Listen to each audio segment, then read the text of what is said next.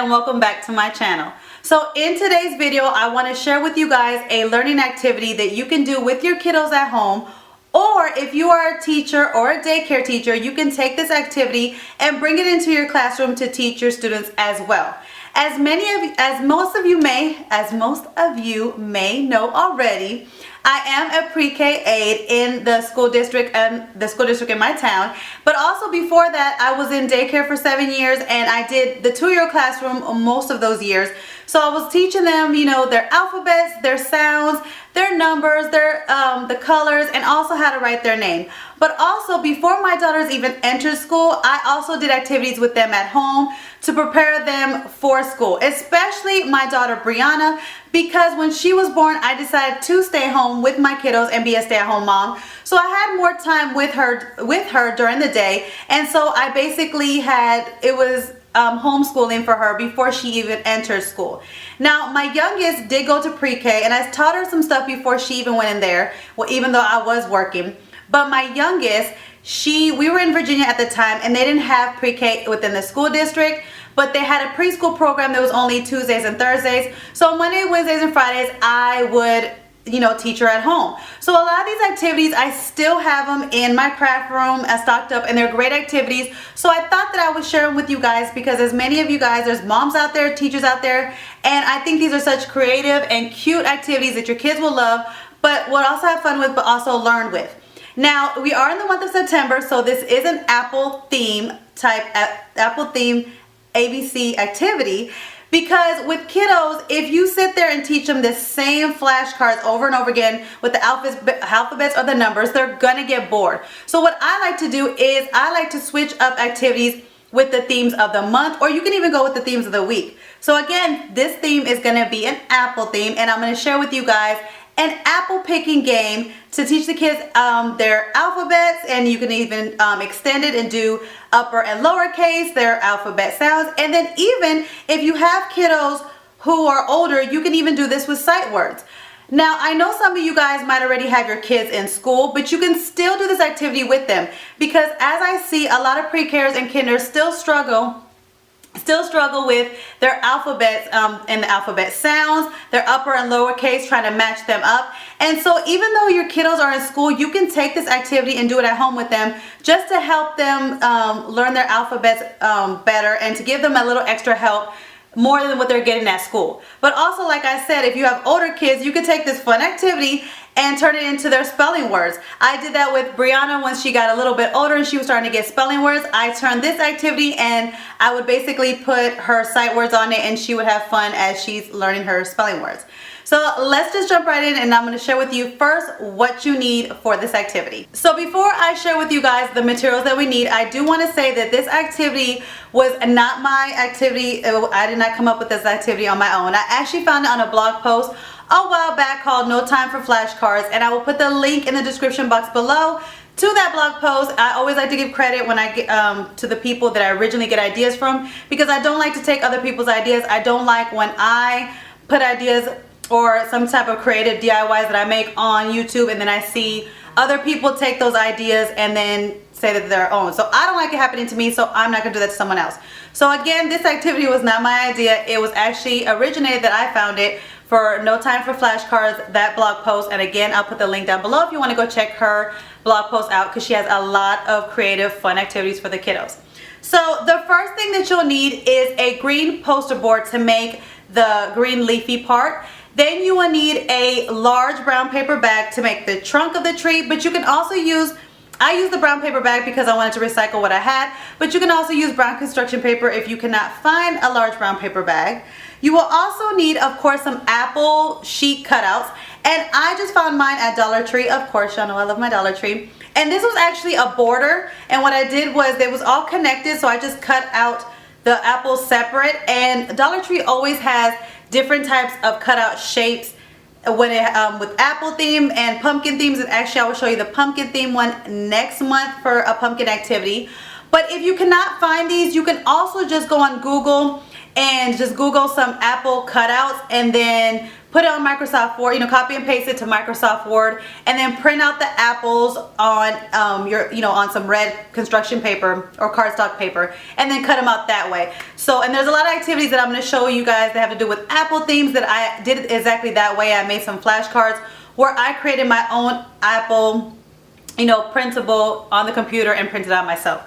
But because I found this one and it was the perfect size, I wanted to save ink and money, and I just got these. So you're gonna get these, and then you're also gonna need some contact paper, some clear contact paper, because this is what you're gonna use to get the apples to stick to the wall.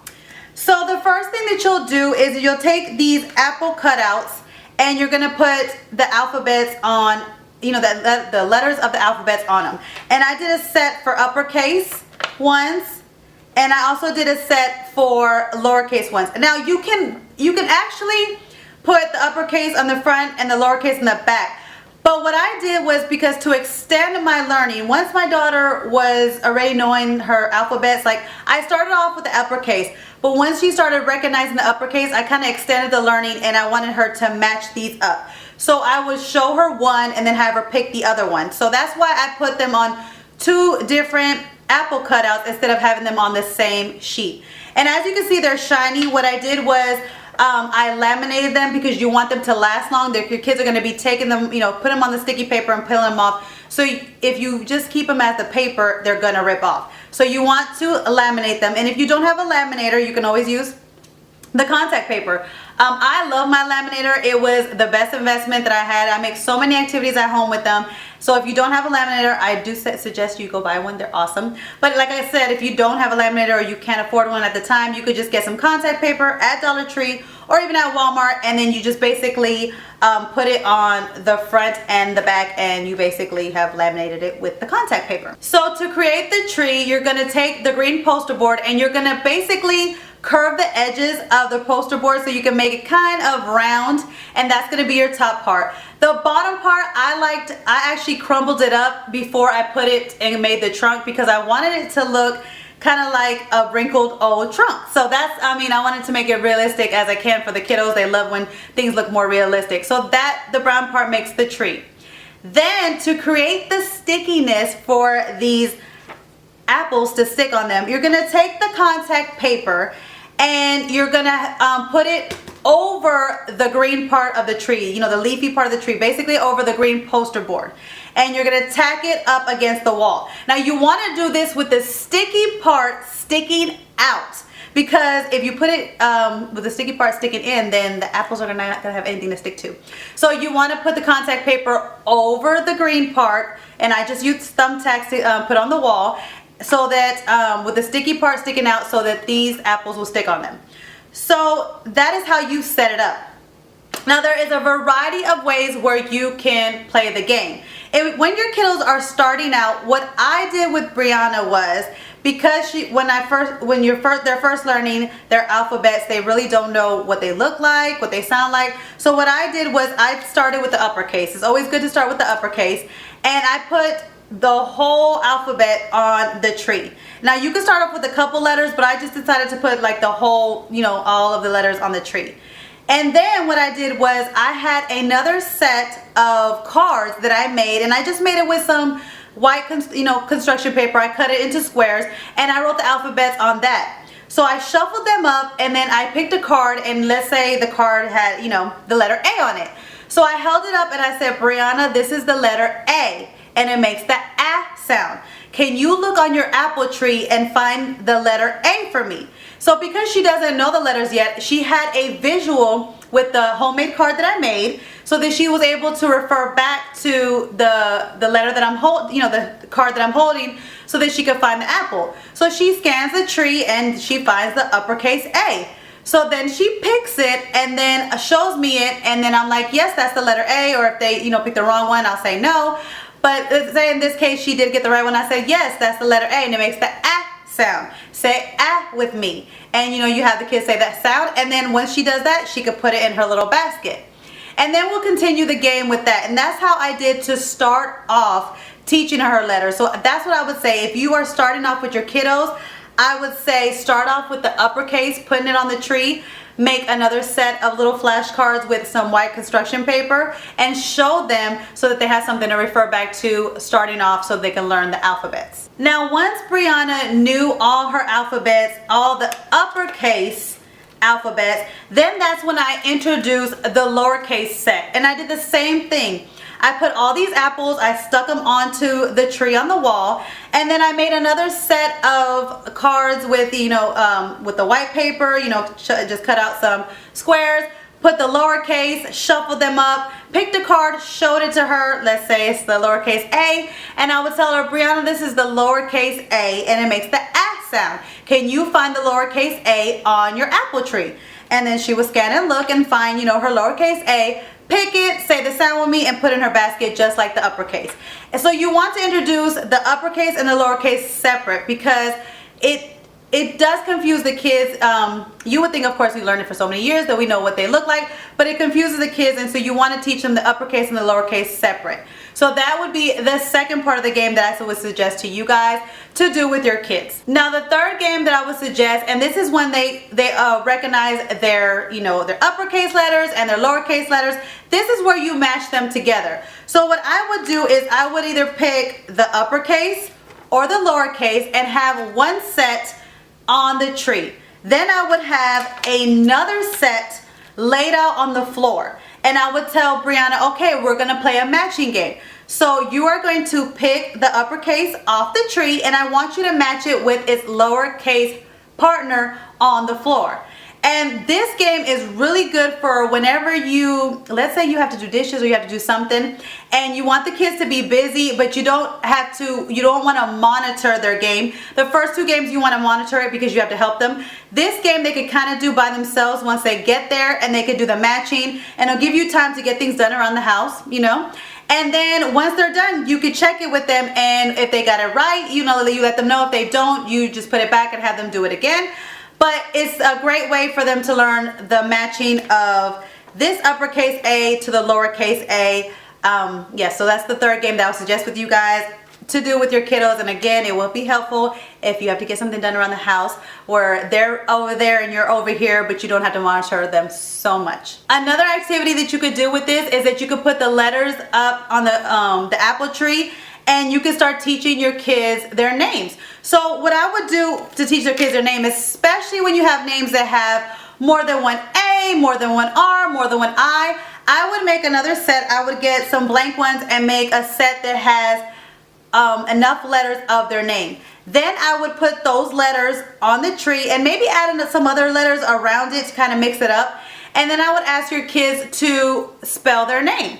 So you can either have a piece of paper on the floor with their names when they're first starting off and have them pick the apples off the tree to match their name. And then once they recognize their name a little bit where they don't have to match it, you can then take the sheet of paper away and then have the kids spell their name. Say, I want you to go apple picking for your name. So let's pick all the letters, from the apple, from the apple tree that goes in your name. So starting off, like I said, you would want to have an example so they can match it, but then once they get it, they can just pick the names of, pick the letters of their name and spell their name with the apple tree. This activity does not only have to be with the alphabet, you can also take this activity and teach the kiddos their numbers as well.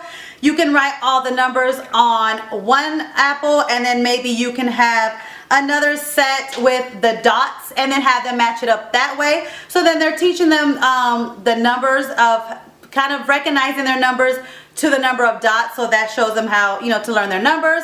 But also, like I shared with you guys at the beginning of this video, when the kids get older and you want to teach them their spelling words, you can use it, for their sight words. You can ask them, okay, go look for this word, and they'll go look for it, and then as they pick it, you tell them to hold the apple in their hand and spell the word, and that teaches them what they're spelling. So you can take this activity and adapt it to anything that you want the kids to learn, even past when they're younger. So that's why I love this little activity, because it's such a fun activity to do in the fall and in September time when everything is all about apples. And you can even do it like just for fun. My youngest, who I used to do this for, she would want me to set it up every year just so she can go apple picking, even though she knew her letters, her numbers, and even all her spelling words. So it's a fun game, even just to do just because. So I hope you guys enjoyed this video. I love teaching kids through play and through fun activities, because kids get bored so easily and they get distracted so easily that you got to make it interesting for them. And you got to think about it, even us as adults, we get distracted easily and we get uninterested in things real quick. And so kids are the exact same way. So if you want them to learn things like their names, their alphabets, and the numbers, you gotta make it interesting for them. And it's so fun to make it to go with the theme, because I just love themes, especially the fall. That's my favorite time of the year. And so whenever I could create a theme that has to do with apples and pumpkins, I'm all about it. So I hope you guys enjoyed this video. Let me know in the comments down below if you have any apple themed activities for your kiddos that you love to do, whether it's in your school, whether it's at home. I would love to learn some more ideas from you guys.